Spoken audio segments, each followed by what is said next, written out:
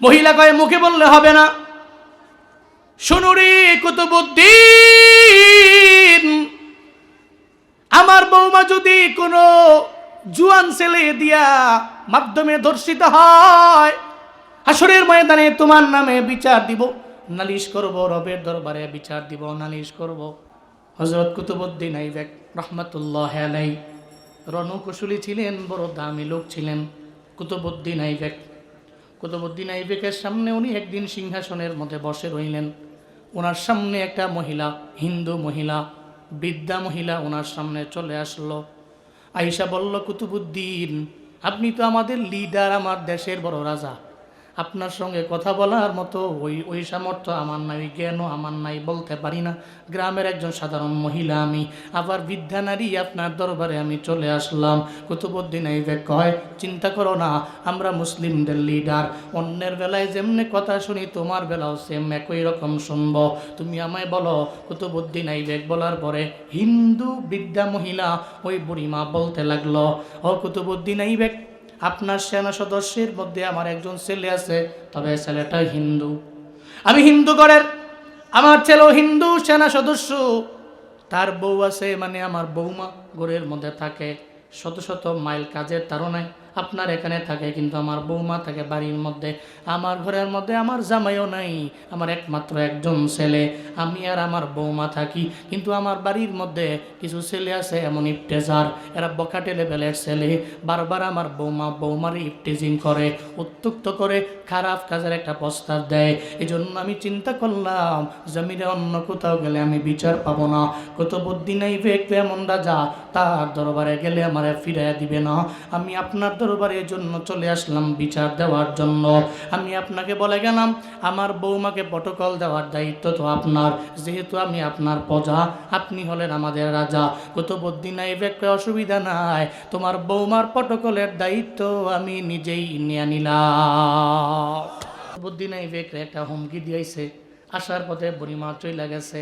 এবার তো কুতুবউদ্দিন আইবেক মনে মনে চিন্তা করে, হায় রে, ওই বৌমা যদি কোনো একটা নৌজওয়ান দিয়া দর্শিতা হয়, তাহলে তো আমি বড্ড ঝামেলায় পড়ে যাব, যেহেতু সে আমার প্রজা, আমার কাছে মুসলমান যা হিন্দু তা সবার বেলায় তো হক সমান, অধিকার সমান, তাদের প্রটোকল দেওয়ার দায়িত্ব তো আমার নিজের। কুতুবউদ্দিন আইবেক অন্য কোনো সেনা সদস্যদের পাঠায় না, উনি নিজেই সেনা সদস্যের যে ড্রেস আছে উনি নিজেই পরে ফেললেন।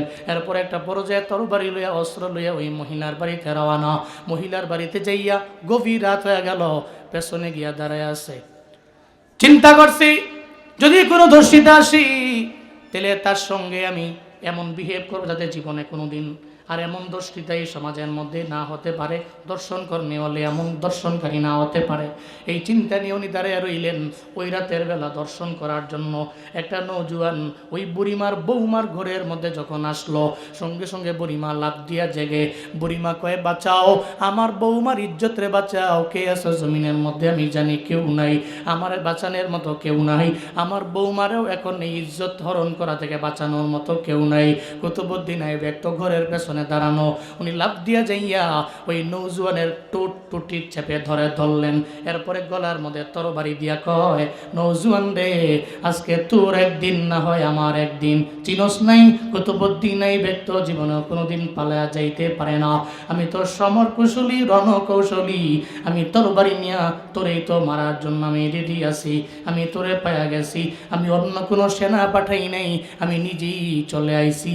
চিল্লা পড়া যাবে কি মারহাবা, আমি নিজেই চলে আসলাম। মহিলা দেখে অবাক হয়ে গেল, এত বড় একজন প্রেসিডেন্ট, উনি তো ওনার হাতের মধ্যে অন্য কাউরে দিয়া পাঠাইতে পারত, কিন্তু উনি নিজে তরবারি লইয়া, অস্ত্র শস্ত্র লইয়া, নিজে সেনা সদস্য সাইজা উনি আমার বাড়িতে চলে আসলো। সঙ্গে সঙ্গে নৌজওয়ানরে ধরার পরে এবার মহিলারে কয়, এই মহিলা, তোমার ঘরের মধ্যে যে বাতি জ্বলে, এই বাতিটা তুমি বন্ধ করে দাও।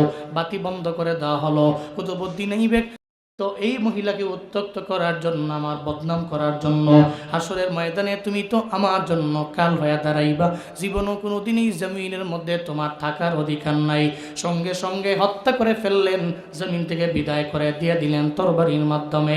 এরপরে মহিলারে বললেন, মহিলারে, তোমার ঘরের মধ্যে যে বাতি বন্ধ করার জন্য আমি বললাম, এখন এই বাতি তুমি আবার জ্বালাও। মহিলা বাতিটা আবার জ্বালাইলেন। এরপরে কুতুবউদ্দিন আইবেক বলে আলহামদুলিল্লাহ, আলহামদুলিল্লাহ বললেন। এরপরে বললেন, মহিলা রে, আমার তো কণ্ঠ গলা শুকায় গেছে তৃষ্ণার কারণে, তোমার ঘরের মধ্যে পানি থাকলে আমার এক গ্লাস পানি দাও। এক গ্লাস পানি দিল, এক গ্লাস পানি নিয়ে পান করলেন কুতুবউদ্দিন আইবেক। এরপরে বললেন, মহিলা রে, বিদায় দাও, এখানে থাকবো না, আমি চলে যাব, এখানে থাকবো না, বিদায় নিয়ে আমি আমার সিংহাসনে চলে যাব। যাওয়ার আগে মহিলা কয়ে, দাঁড়ান, দাঁড়ান আপনি কুতুবউদ্দিন আইবেক, আপনি যা কাজ করছেন আমার মনের মধ্যে তো কৌতূহল জাগছে। আসলে কৌতূহল, আপনি কোত্থেকে আইলেন? কোনো সেনা সদস্য পাঠান নাই, আপনি নিজে আইছেন। আইসা কি কি করলেন? লাইট বন্ধ করতে বললেন, লাইট চালু করতে বললেন, আলহামদুলিল্লাহ কইলেন, আবার আমার ঘরের মধ্যে পানি পান করলেন। আমার 3টা প্রশ্ন জাগছে, উত্তর দেওয়ার পরে যায় না। বলো মহিলা, তোমার কি প্রশ্ন? মহিলা বলতে লাগলো, হিন্দু বুড়িমা মহিলা কুতুবউদ্দিন আইবেক, নাম্বার 1, আমার প্রশ্ন, আপনি যে আসার পরে ওই জুয়ানরে ধরার পরে লাইট বন্ধ করতে বললেন কেন? এরপরে এই ব্যক্তিটাকে মারলেন, হত্যা করার পরে, মারার পরে এরপর লাইট চালু করতে বললেন, আমি করলাম, আলহামদুলিল্লাহ বললেন কেন? 3 নম্বরে, আমি হিন্দু নারী, আমার ঘরে আপনি 1 গ্লাস পানি পান করলেন কেন? কয়টা প্রশ্ন? 3টা প্রশ্ন করলো। কুতুবউদ্দিন আইবেক বলতে লাগলেন, এই মহিলা, তোমার নাম্বার 1 প্রশ্নের জবাব, আমি আসার পরে ওই নৌজওয়ানকে ধরলাম। এরপরে বাতি বন্ধ করার জন্য কেন বললাম জানো? কারণ হলো, যদি এখানে আমি মারার সময় এই ছেলেটা যদি নৌজওয়ান যদি আমার ছেলে হয়ে যায়, যদি আমার কোনো ভাই হয়ে যায়, যদি আমার বংশের কেউ হয়ে যায়, আমি তো বড় লিডার, বড় নেতা, আমি জানি আমার পাওয়ার দেখাইয়া অনেক ছেলেরা আছে দুষ্টামি করে, সমাজের মধ্যে করতে পারে, তবে আমি তার চেহারা দেখার পরে আবার মায়া লাগতে পারে। কিন্তু আমরা তো এমন বিচারক, আমার ছেলের বেলায় অন্যের বেলায় যেই বিচার হবে, ছেলের বেলাও সমপরিমাণ বিচার হবে। অন্যের বেলায় যেই বিচার হবে, আমার পোলার বেলায়, আমার ভাইয়ের বেলায়, আমার বংশের লোকের বেলায় সেম পরিমাণ বিচার হবে। কারণ এই আদেশ তো অন্য কেউ দেয় নাই, কোরআন এই আদেশ দিয়েছেন কি, وَإِذَا حَكَمْتُمْ بَيْنَ النَّاسِ أَن تَحْكُمُوا بِالْعَدْلِ। চিল্লায় পড়েন আল্লাহু আকবার। আল্লাহ পাক বলেন, জমিনের বিচারকেরা যখন বিচার কার্য ফয়সালা করো, তখন তোমরা আদালত করবা, ইনসাফ কায়েম করবা। আমরা তো সেই আদালত করনেওয়ালা।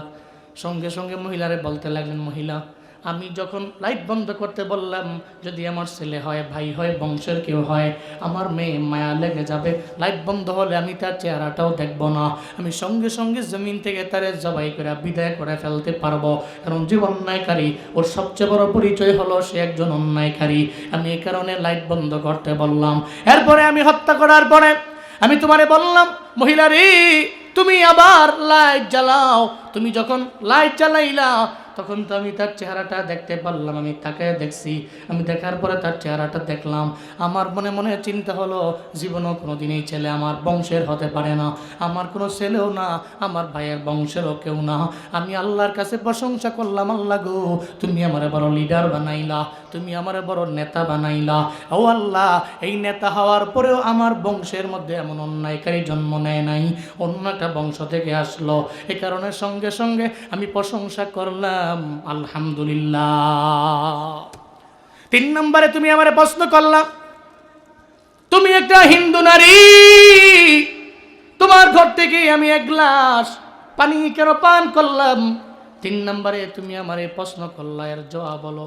মহিলা রে, ওদিন তুমি আসার পথে তুমি আমারে বইলা আসছিলা, একটা হুমকি দিয়ে আসছিলা, যদি আমি বিচার করতে না পারি, দর্শিতা দর্শনকারী ওই ব্যক্তিকে ধরতে না পারি, আর যদি তোমার বৌমা যদি দর্শনের শিকার হয়, তাহলে হাসরের ময়দানে রবের বিচারের কাঠগড়ায় তুমি আমার নামে একটা বিচার দিয়ে দিবা। আল্লাহর বিচারের কাঠগড়ায় যদি তুমি আমার নামে বিচার দাও, আমি কুতুবুদ্দিন আইবেকের আল্লাহর দরবারে হিসাবও দিতে পারবো না। হিসাব দিয়ে জান্নাতে যাওয়া আমার পসিবল হবে না। আমি কুতুবুদ্দিন এই ভারতবর্ষে বড় রাজা হতে পারি, দিল্লি সালতানাতে বড় রাজা হতে পারি, তবে আমার মালিক তো আমার আল্লাহ। আমার আল্লাহ তো চাইলে আমাকে জাহান্নামের মধ্যে নিক্ষেপ করতে পারে। এই জমিনের মধ্যে আমার কোনো দাম থাকবে না, এই জমিনের মধ্যে আমার এই রাজত্বেরও কোনো দাম নাই। ও মহিলারে, হাসরের ময়দানে আমি কুতুবুদ্দিন আল্লাহর আদালতে তোমার বিচার দেওয়ার পরে আমি আল্লাহর আদালতে কোনো জবাব আমি দিতে পারবো না। আমার জবানটাও পরিপূর্ণ বন্ধ হয়ে যাবে। তুমি বলার পর থেকে এখনো পর্যন্ত আমি এক গ্লাস পানিও পান করি নাই। আমি পানি পান করতে না পাইরা আমার গলাটাও পর্যন্ত শুকায় গেছে রে বুড়িমা মহিলা। এ কারণে আমি যখন আমার সুন্দর করে আমার কাজ আমি সম্পাদন করতে পারলাম, এরপরে আমি তোমারে বললাম তুমি আমার এক গ্লাস পানি দাও। আমি সেই পানিতে এখন পান করে নিলাম। চিল্লায়া পড়া যাবে কি? সুবহানাল্লাহ। আরো জোরে আল্লাহু আকবার। মহিলা, তোমার 3টা সওয়ালের জবাব দিলাম, তবে আমি এখন মুক্ত। আমি এখন মুক্ত, আল্লাহর কাছে জবাবদিহি করতে পারবো। যদি আল্লাহ জিগায় তুই মুসলিম হিন্দু তোর পদে যারা ছিল সবার বেলায় সমতা করছো তো, তা আমি বলতে পারবো যে হ্যাঁ আমি সমতা করতে পেরেছি। আল্লাহ জবাবদিহিতার কাঠগড়ায় আমি হিসাব দিয়া জান্নাত পর্যন্ত যেতে পারবো ইনশাআল্লাহ। আমি মুক্ত হয়েছি।